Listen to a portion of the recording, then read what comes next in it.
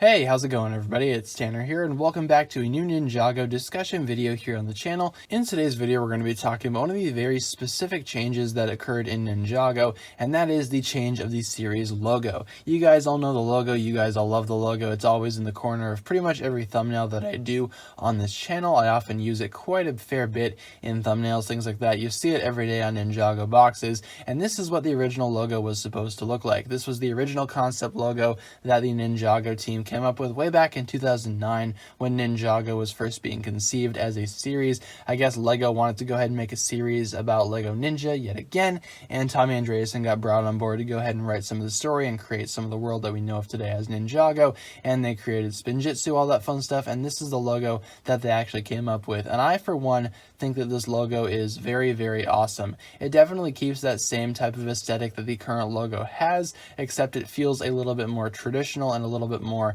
dare I say, even ancient. I mean, it definitely seems like something that really shouldn't be that big of a deal, but you know, it's always nice seeing alternative designs for things that you know and love, and the Ninjago logo is classic. The actual font that they use for that is a classic type of thing. Everybody recognizes it who's a fan of Lego or Ninjago.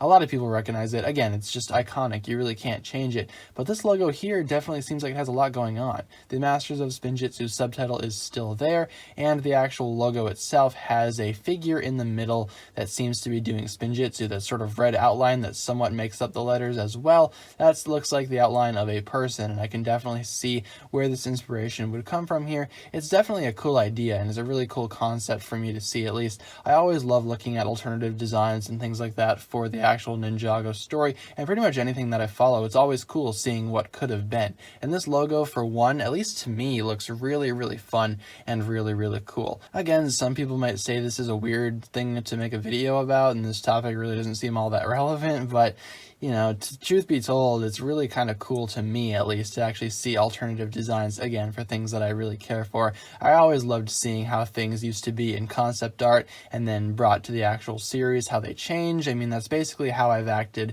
for several years at this point. I've always been just kind of weirdly obsessed and really kind of into that sort of thing. But let me know down below in the comments which logo you actually think is better. Do you prefer the older Ninjago logo, which actually has a little bit more of a Spinjitzu element to it, or do you prefer the newer, sleeker, more modernized logo? If it were up to me, I would honestly have to go ahead and pick the older logo, simply because I think it looks a lot more cool, and I think it looks a lot more traditional as opposed to the modernized look that Ninjago has now for a logo. But the new logo is simply just a classic, and I can't really get over that. It's iconic, and you really can't change that, so it's kind of hard, and I think they're both really good, but I do prefer the older logo just a little bit more, I suppose. So thanks a lot for watching, guys. If you enjoyed the video, be sure to like, comment, subscribe, do all that fun stuff, and check out the links down below in the description for my other forms of social media. As always, big shout out goes out to my Patreon supporters, including the Marvelous Jan. Thank you so much for pledging the $10 tier. As such, you'll receive a spoken shout out and a written shout out at the end of every video, plus additional early access content on the Patreon page from time to time.